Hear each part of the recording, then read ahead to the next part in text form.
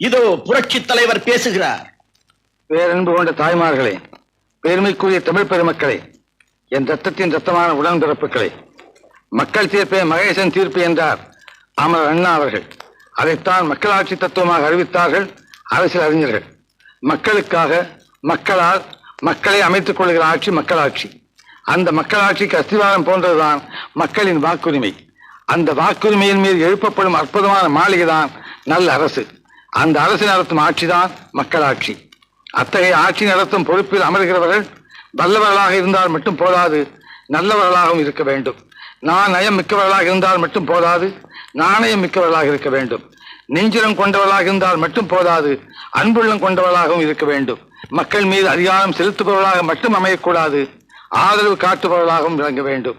இப்படி மக்களின் பிரதிநிதிகளாக ஆட்சிக்கு வருபவர்கள், அரசில் இடம்பெறுபவர்கள் தூய்மையானவர்களாக, தொண்டுள்ளம் கொண்டவர்களாக, ஏழை எளிய மக்களின் தோழர்களாக, எடுத்தேன் கவிழ்த்தேன் என்று பேசாதவர்களாக, அரசியல் அதிகாரம் என்பது மக்களுக்கு சேவை செய்யும் வாய்ப்பே தவிர மக்களை ஆட்சி படைக்கும் உரிமையை தரும் சாதனமாக கருதாதவர்களாக, மக்களோடு மக்களாய், மக்களின் தொண்டர்களாய் வாழ்ந்து காட்ட வேண்டும் என்பதுதான் அமரர் பேரறிஞர் அண்ணா அவர்கள் நமக்கு அளித்த அரசியல் நெறியாகும்.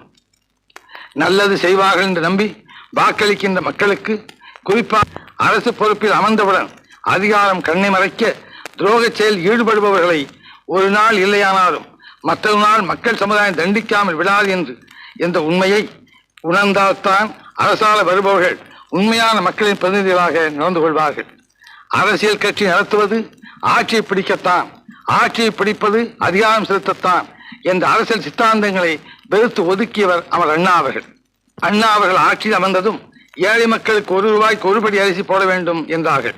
ஆனால் அதிகாரிகள் சர்க்காரின் வரவு செலவு கணக்கை காட்டி ஆண்டுக்கு ₹8 கோடி துண்டுவிடும் என்று கூறினார்கள்.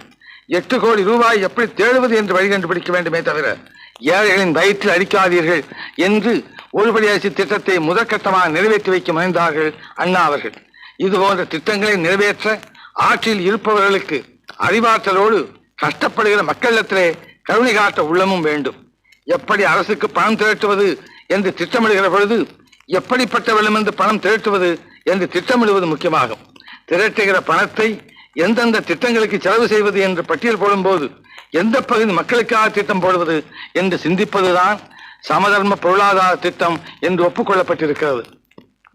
ஆனால் சில நேரங்களில் திட்டங்களை தீர்த்துகின்ற அரசினர், அந்த அரசை நடத்துவோர் தாங்கள் தீர்த்துகிற திட்டங்களால் மக்களுக்கு என்ன பலன் என்று பார்ப்பதை விட தங்களுக்கு எவ்வளவு லாபம் என்று பார்த்து மக்களுடைய வரிப்பணத்தில் தாங்கள் எடுத்துக்கொண்டது போக மீதிதான் மக்களுக்கு என்று பங்கு போட்டுக் கொள்ளும் பாங்கு படைத்தவர்களாக மாறிவிட்டவர். இதே சுத்தியோடு படியரசு திட்டம் படைத்த அமரர் அண்ணா இருந்த அந்த இடத்தில் இப்படிப்பட்டவர்களும் அமர்கின்ற நிலை ஏற்பட்டுவிட்டது என்று எண்ணி கண்ணீர் வடித்தேன்.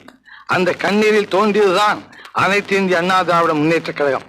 அமரர் அண்ணாவின் லட்சியங்களை நிறைவேற்றும் லட்சோபலட்சம் தூய தொண்டர்களின் பாசறையாக அண்ணா சக்தி ஆட்சி கட்டில் ஏற்றி அதன் மூலம் தூய்மையான ஆட்சியை, லஞ்சலாவண்யம் இல்லாத ஆட்சியை, ஏழை எளிய மக்களுக்கு தோழமையான ஆட்சியை, படித்தவர்கள் போற்றும் பண்புமிக்க ஆட்சியை, நாடு போற்றும் நல்லாட்சியை அமைத்து காட்டுவோம் என்று சபதம் எடுத்து அதற்காக சுரணா தியாகங்களை ஏற்ற தியாக மரபர்களின் பாடி விழாக விளங்குவதுதான் அனைத்து இந்திய அண்ணா திராவிட முன்னேற்ற கழகம்.